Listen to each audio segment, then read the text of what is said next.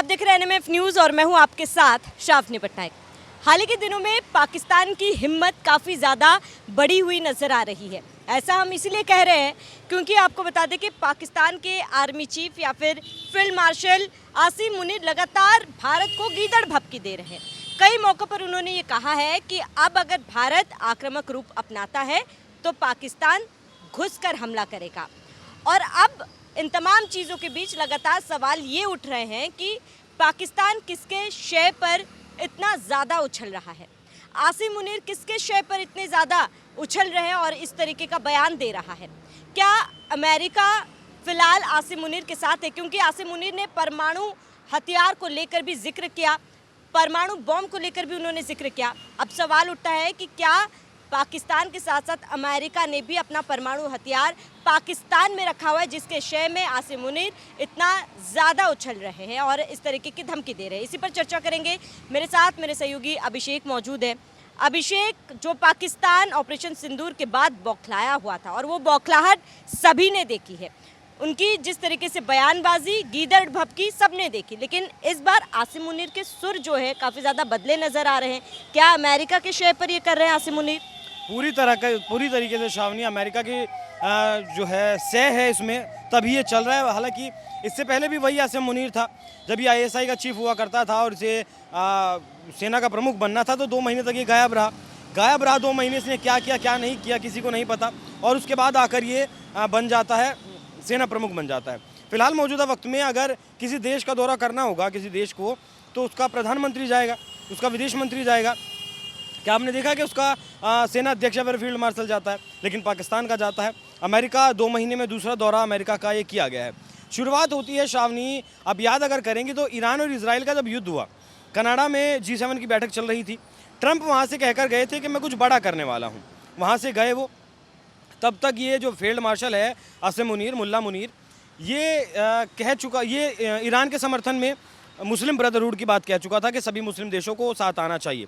लेकिन तभी इसे बुला लिया जाता है लंच पे, क्या हो तुम, जो बची हुई बिरयानी है वहाँ व्हाइट हाउस में, उसे खिलाने के लिए बुलाई। 2 घंटे मीटिंग चलती है। एक फील्ड मार्शल की और एक दुनिया के सबसे ताकतवर देश अमेरिका के राष्ट्रपति की 2 घंटा क्या बात चल सकती है।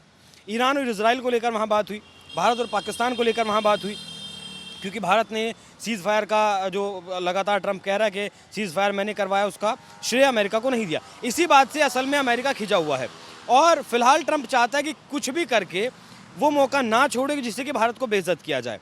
सबसे पहले जो धमकी दी है इसने कि धमकी आधी दुनिया को उड़ा देगा, उसका एक आंकड़ा मैं अगर आपको बताऊँ, पाकिस्तान के पास जो सबसे लंबी दूरी तक मार करने वाली मिसाइल है उसका नाम है शाहीन, और वो 2750 किलोमीटर तक मार कर सकती है।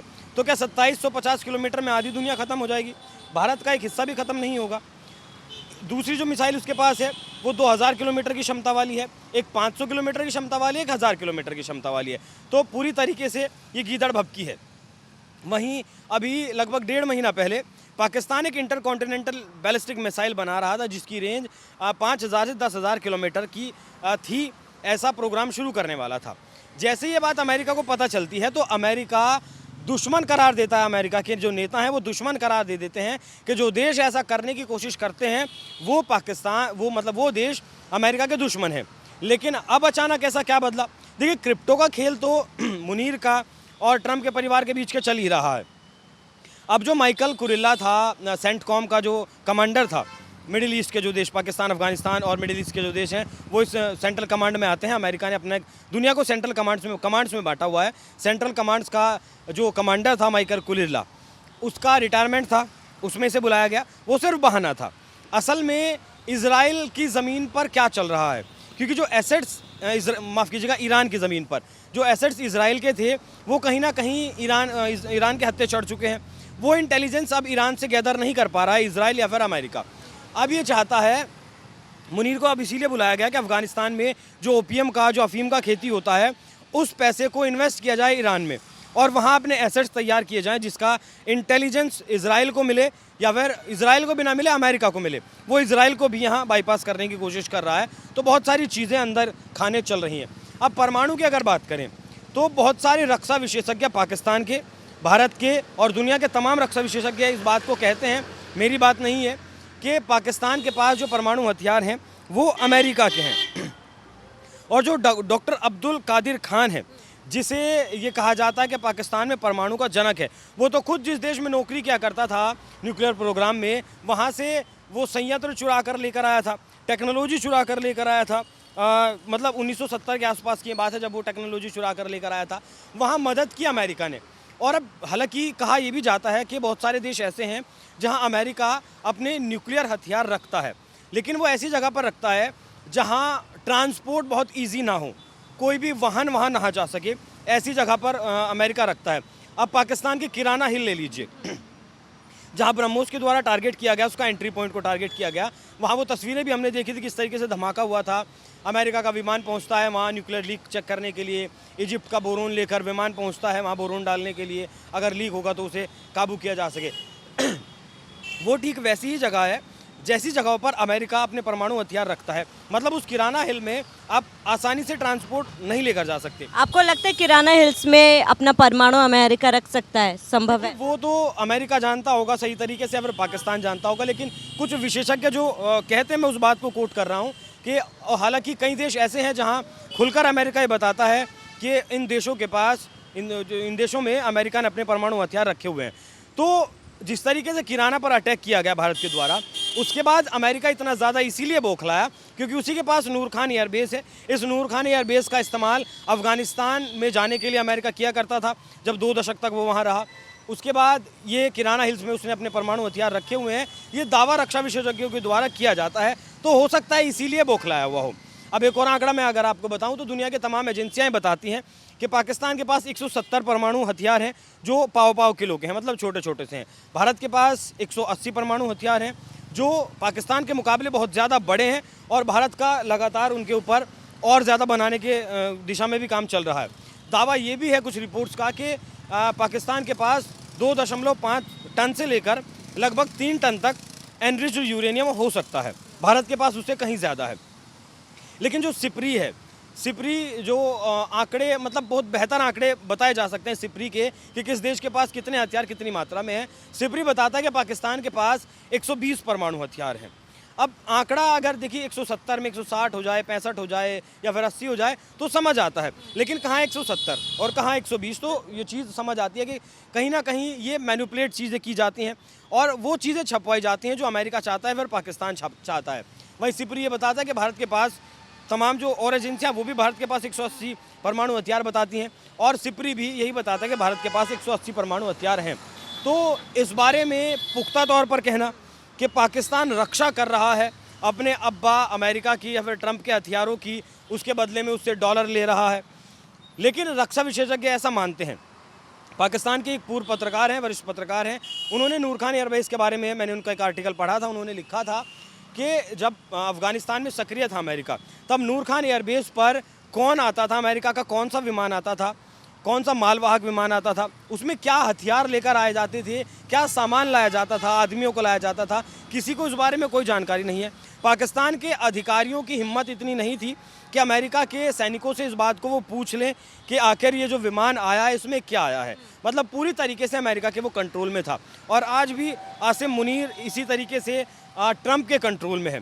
तो आप समझ सकती हैं कि जो दावा किया जा रहा है वो पूरी तरीके से खारिज करने लायक भी नहीं है, और पूरी तरीके से यकीन उस पर किया जाए उस लायक भी नहीं है। लेकिन जिस तरीके से अब अभिषेक अब गीदड़ भपकी लगातार पाकिस्तान की तरफ से दी जा रही है, आसिम मुनीर की बात कर ले, बिलावल भुट्टो की बात कर ले, क्योंकि बिलावल भुट्टो भी सिंधु जल संधि के रुकने के बाद से ही काफ़ी ज़्यादा वो बौखलाए हुए हैं। पहली बार नहीं है जब उन्होंने इस तरीके का बयान दिया हो, धमकी दी हो। हालांकि भारत अपने स्टैंड पे अभी भी क्लियर है और आगे भी रहेगा कि भाई सिंधु जल संधि को रद्द है उसको बहाल नहीं किया जाएगा।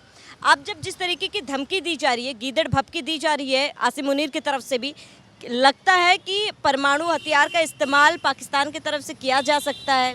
आपने कभी सड़क पर 2 आदमियों को लड़ते हुए देखा है श्रावणी? एक आदमी हट्टा कट्टा मजबूत हो और एक कमज़ोर सा आदमी हो, तो आपने देखा होगा कमज़ोर जो आदमी होगा उसे लोग पकड़ेंगे कि भाई तुम ऐसा मत करो, और वो चिल्लाता रहेगा मैं इसको मार दूंगा, मैं इसको ये कर दूंगा। ठीक वही काम पाकिस्तान का भी है। देखिए पाकिस्तान को अगर आप समझें, पाकिस्तान के जो न्यूक्लियर हथियारों की जो पॉलिसी है वो है फर्स्ट यूज़ की, मतलब पहले वो यूज़ कर सकता है। लेकिन हमारी जो पॉलिसी है, हमारी पॉलिसी फर्स्ट यूज़ की नहीं है। हमारी पॉलिसी है कि अगर हमारे ऊपर कोई परमाणु अटैक करता है उसके बाद हम आत्मरक्षा के तौर पर उस देश पर परमाणु हथियार गिराएंगे। अब पाकिस्तान का नक्शा अगर आप देखेंगे ना तो जैसे आपने कभी सड़क पर कुत्ते को बैठे हुआ देखा होगा, ऊपर छोटा सा मुंह और ऐसे करके, तो पाकिस्तान के भीतर चौड़ाई नहीं है, लड़ने की क्षमता पाकिस्तान के भीतर नहीं है।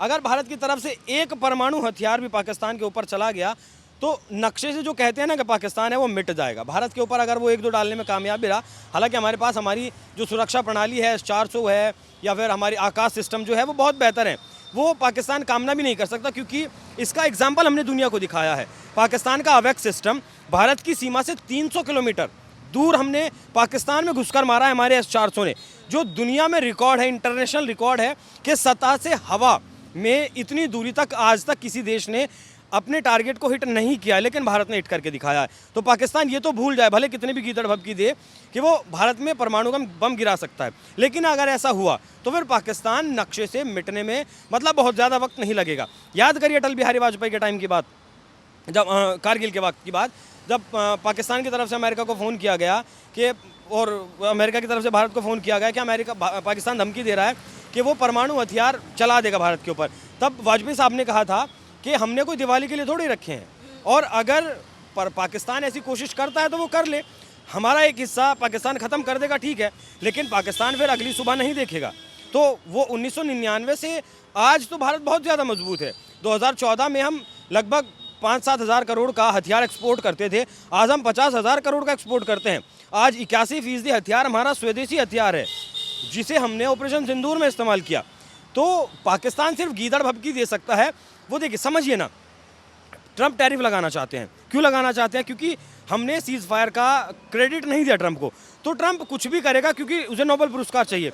भारत अगर एक बार कह दे कि हाँ ट्रंप ने हमारा सीज़ फायर करवाया है, बातचीत करवाई है, आप यकीन मानिए ट्रंप उस दोस्ती का आलम दिखाएगा जिस दोस्ती का आलम 2019 में जब ट्रंप ने खुद मोदी के नारे को कॉपी किया था कि इस बार ट्रंप सरकार। हालांकि विपक्ष आरोप लगाता है कि प्रधानमंत्री मोदी ने कहा था, लेकिन प्रधानमंत्री मोदी ने ट्रंप को वो कोट किया था, ट्रंप ने वो नारा वहाँ दिया था। हाउडी मोदी जो अहमदाबाद में भारत में हुआ था, उससे ज़्यादा प्यार ट्रंप दिखाएगा अगर प्रधानमंत्री मोदी एक बार कह दें।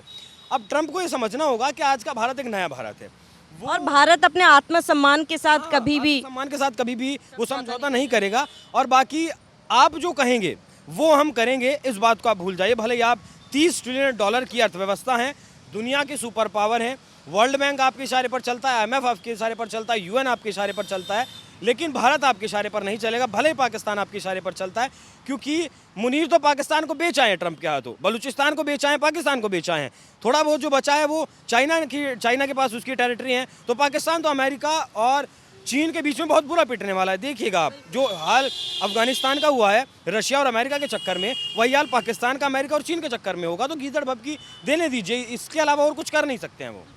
अभिषेक, क्योंकि देखिए लगातार पाकिस्तान गीदड़ भभकी देता रहेगा, लेकिन पाकिस्तान के सामने भारत का स्टैंड क्लियर है कि अगर आप फिर एक बार ऐसी हिमाकत करोगे तो आपको वही जवाब मिलेगा जिसकी कल्पना आपने नहीं की होगी, भले ही आप कितने भी गीदड़ भभकियाँ दे दें। फिलहाल इस पूरे मामले पर आपका क्या कहना है, हमें कमेंट कर जरूर बताएं। साथ ही बने रहिए NMF न्यूज़ के साथ।